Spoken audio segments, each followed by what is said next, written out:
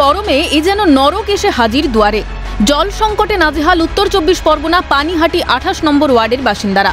জল প্রকল্পের আওতায় দীর্ঘদিন ধরে অমিল তেষ্টা মেটানোর পানীয় জলটুকু একাধিকবার পুরকর্তাদের দ্বারস্থ হয়েও জল সমস্যার সমাধান হয়নি। অগত্যা বালতি হাতে বিক্ষোভ দেখান স্থানীয়রা। জলই পাচ্ছি না আমরা। সবচেয়ে বড় সমস্যা হচ্ছে সকালবেলায় 7:15টায় জল আসে, চলে যায় 8টায়, আবার দুপুরবেলায় 11:30টায় বা 11:15টায় জল আসে, 12টায় চলে যায়, বিকেলবেলায় আসেই না।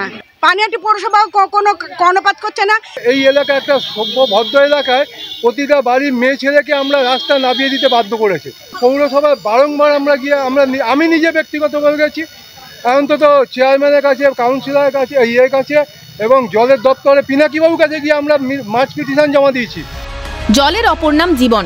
এদিকে সামান্য জল পেতেই একাধিকবার পুরসভায় দরবার, উচ্চপদস্থ আধিকারিকদের কাছে ডেপুটেশন জমা পড়েছে, কিন্তু লাভ হয়নি। জল সমস্যার কথা স্বীকার করেছেন খোদ 28 নম্বর ওয়ার্ডের কাউন্সিলর। তার দাবি, পৌরসভা থেকে পিনাকিবাবুর নেতৃত্বে এখানে কাজ হয়েছে, কিন্তু আমি দেখেছি যে তাতে কোনো জলের সুরাহা হয়নি। আমরা পূর্বাঞ্চল টাওয়ার থেকে জল পাই, সেই টাওয়ারেই মূল জলটা কম উঠছে। 4 মিটার, 3.5, 4 মিটার, 5 মিটার জল উঠছে, সেখানে জলের ফ্লো খুব কম। জল যদি বেশি না ওঠে, মানুষ বেশি সময় পায় না, মানুষের স্পিড পায় না। এই ব্যাপারে আমি বারবার অভিযোগ জানাচ্ছি, পৌরসভাকে বলছি। এদিকে পুরসভার বিরুদ্ধে অভিযোগ তুলে তোপ বিজেপির।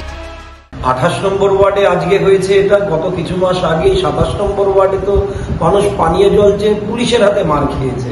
পরিষেবা দিতে না পারলেই অপদার্থ সিস্টেমকে তাদের জায়গা ছাড়তে হবে। একদিকে ভোটের দামামা বেজে গিয়েছে ইতিমধ্যেই, রাস্তা জল নিয়ে বারবার পথে নামছে আমজনতা। এবার সময় এসেছে ভোটের মাধ্যমেই দীর্ঘ বঞ্চনা বুঝিয়ে দেওয়ার।